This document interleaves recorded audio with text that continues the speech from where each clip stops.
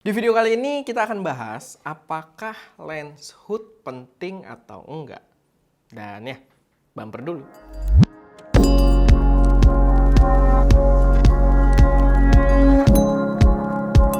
Halo semuanya, selamat datang di channel SM Media dengan gue Erwin. Dan di video kali ini kita akan membahas tentang penting atau enggak sih pakai sebuah lens hood. Dan ini juga sebenarnya request dari kalian. Jadi kalau kalian ada pertanyaan lain yang mungkin pengen dibahas dalam bentuk video, yang mungkin menarik buat teman-teman yang lain juga, silahkan taruh di kolom komentar. Karena siapa tahu nanti kita bisa bahas juga. Dan untuk lens hood ini kemarin ada yang komen di video pas kita bahas tentang FPS gitu. Dan menurut gue pertanyaan yang menarik. Karena kalau kalian ngikutin channel SM Media, kita itu kalau nunjukin lensa nggak pernah pakai lens hood. Dan kalau kalian lihat behind the scene kita syuting pun, kita nggak pernah pakai lens hood. Dan mungkin kesimpulan simple, kalau misalkan kalian melihat dari cara kita menggunakan lens hood, atau ya kita nggak pernah pakai lens hood, mungkin kesimpulannya adalah nggak penting. Tapi sebenarnya nggak juga. Menurut gue justru lens hood ini punya peranan yang cukup penting. Soal pakai atau enggak sebenarnya itu balik lagi ke referensi atau preferensi masing-masing usernya aja. Tapi dari kita memang kita itu jarang banget pakai lens hood. Tapi sebenarnya kalau ditanya dia penting atau enggak, menurut gue penting. Lumayan penting lah, karena gini, kalau kalian beli lensa baru, itu gue yakin kalian sebaiknya mengharapkan adanya lens hood. Dan gue juga kalau misalkan beli lensa atau review lensa gitu di sini, gue yakin gue udah expecting di dalamnya pasti ada lens hood, walaupun nggak gue pakai gitu. Dan kalau tidak ada lens hood di dalamnya, gue rasa gue akan komplain gitu, walaupun nggak gue pakai. Karena secara fungsi sebenarnya lumayan penting, cuman di kita aja yang kadang agak menyepelekan dan nggak pakai. Tapi gini, biar kalian dapat gambaran, fungsi dari lens hood itu sebenarnya cukup mendasar. Kalau misalkan kita pasang kayak gini, dan kenapa gue pengen tiap lensa dapat lens hood? Karena daripada beli terpisah, lens hood bawaan biasanya ya lebih pas gitu, lebih seamless ketika dipasang. Nggak ribet gitu, auto kepasang. Sistemnya nggak perlu di screw atau semacamnya. Kadang tinggal gini aja gitu. Atau ada yang nggak perlu diputer, tinggal pakai dorong aja, cekrek gitu, segala macemnya lah, banyak. Dan ya menurut gue emang lebih bagus lens hood yang udah bawaan dari si lensanya gitu. Kalau nggak dapet, gue yakin gue akan komplain. Nah, kalau misalkan udah dipasang lens hood kayak gini, kira-kira fungsinya apa sih? Sebenarnya fungsinya pada beberapa workflow itu cukup krusial. Karena dia itu mencoba untuk meminimalisir cahaya direct light yang nyentuh ke lensanya, ke optik depan lensanya. Karena kalau misalkan ini kayak lampu sorot gitu ya, walaupun ini lensa juga sebenarnya, lalu kita ngadepin kayak gini, dia kalau nggak pakai lens hood, cahaya dia, karena dia direct light gitu ya, cahaya yang keras, intensitasnya lumayan tinggi, atau kita bayangkan kayak matahari gitu ya. Nah, dia ketika nyentuh si coatingnya ini ke optik paling depan lensanya, itu bisa menghasilkan artefak gitu di gambar kita, menghasilkan satu isu.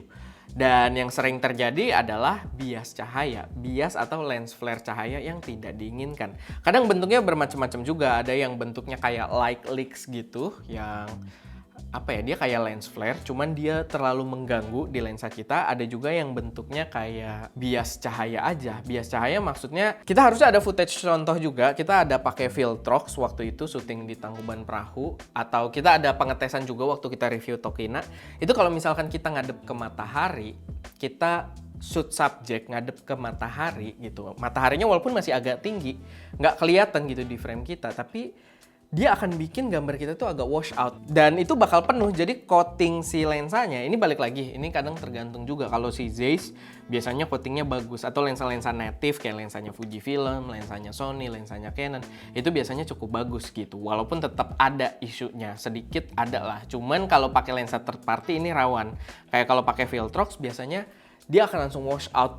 Dan nanti wash outnya itu kontras gambar kita jadi kurang kereng.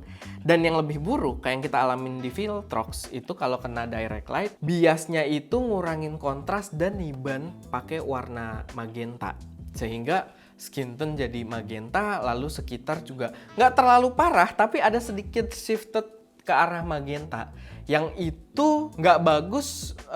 Level nggak bagusnya tuh sampai kita akalin tone white balance-nya, kita counter gitu, kita arahin ke warna agak hijau dikit, itu nggak membantu gitu. Karena ya warnanya udah kena bias juga, udah wash out juga, dan itu tidak terselamatkan. Dan itu fungsi utama sebuah lens hood sebenarnya untuk menghindari direct light berikut gitu. Jadi dia ya udah kayak kita giniin mata aja gitu kalau ada matahari gitu. Jadi kita tetap melihat ke depan, cuman kita menghalangi arah cahaya yang mengganggu dari sudut yang lebih tinggi atau lebih rendah ya, semacamnya lah, sudut yang nggak seharusnya kita lihat. Ya itu terutama lebih kepake kalau misalkan kalian pakai lensa-lensa yang third party, yang kualitas coatingnya kurang bagus. Third party juga ada yang bagus ya, banyak. Kayak Tokina juga coatingnya lumayan bagus, tapi kalau misalkan kalian pakai lensa-lensa tertentu yang coatingnya kurang bagus, itu bakal mengganggu banget gitu. Dan pakai lensa native pun bukan berarti nggak ada isu ya, tetap ada, cuman nggak separah yang lensa-lensa tadi, lensa-lensa kayak Viltrox dan semacamnya. Cuman di lensa yang coatingnya bagus pun kadang flare-nya itu masih lumayan masuk, dan mungkin kita tidak menginginkan itu di gambar kita, di komposisi kita. Jadi dia lumayan penting. Dan begitu juga untuk para fotografer ya. Itu kan tadi gue kasih contoh kalau gue bikin video. Tapi untuk fotografer gue rasa lebih banyak lagi gitu kasusnya gitu. Balik lagi ya, kalau kita bermain dengan arah-arah cahaya direct light, entah dari natural, dari matahari, atau dari lighting yang kita pakai, dari speed light atau continuous light yang kita pakai, ini akan ngebantu gitu untuk mengurangi bias-bias tersebut. Walaupun kalau misalkan kita taruh gini ya nggak ngaruh gitu. Misalkan cahayanya ngadep lensanya banget ya nggak bakal ngaruh, karena kan langsung lurus juga. Ya kalian nangkep lah maksud gue gitu. Yang jelas dia bisa meminimalisir. Lalu selain itu yang orang banyak bahas juga fungsinya, selain buat tadi ngalangin cahaya yang direct, dia juga sebenarnya lumayan gitu buat ngejaga lensa kita. Kalau misalkan dia jatuh nyusruk kayak gini, kalau kita nggak pakai lens hood, kadang kayak ini nih si Zeiss kayaknya contoh yang pas. Kadang optik lensa kita tuh sangat dekat dengan bibir body lensanya.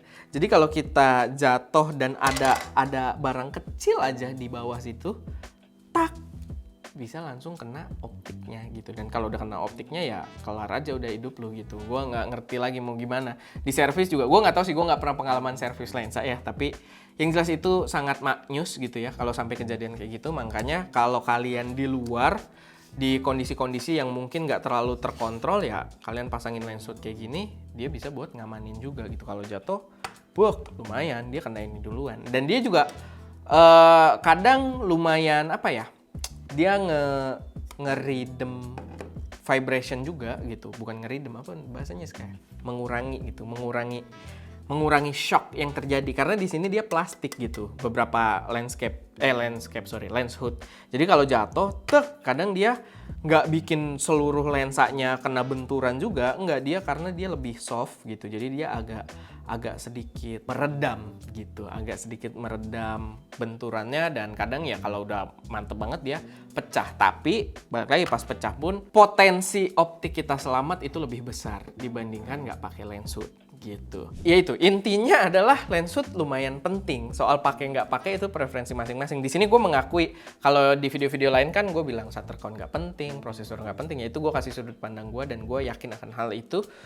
Kalau di sini gue tidak pakai lens hood, memang jarang, cuman lebih ke preferensi aja biar kameranya lebih kelihatan ganteng. Tapi gue mengakui kalau lens hood itu sebenarnya penting. Ya balik lagi ke referensi kalian dan mungkin workflow kalian gitu. Kita juga kalau misalnya lagi syuting outdoor, untuk menghindari resiko-resiko tadi, biasanya kita bawa lens hoodnya juga gitu. Cuman memang kebanyakan kita nggak pakai gitu. Cuman itu balik lagi referensi aja. Kalau kalian nanya ke gue penting atau enggak, dia penting gitu. Dan gue memang mengharapkan semua brand lensa, brand yang jual lensa lah gitu, gue mengharapkan ya udah langsung dapat lens hood juga gitu. Bahkan kalau kalian bermain di kelas cinema rigging cinema, mereka juga kadang menghindari flare seperti itu karena lensa cinema lebih ribet dan biasanya nggak dapat hood. Kamera cinema punya barang sendiri yang namanya matte box gitu. Matte box tersebut bisa untuk dipasangin barn door yang gunanya untuk mengurangi direct light tadi gitu.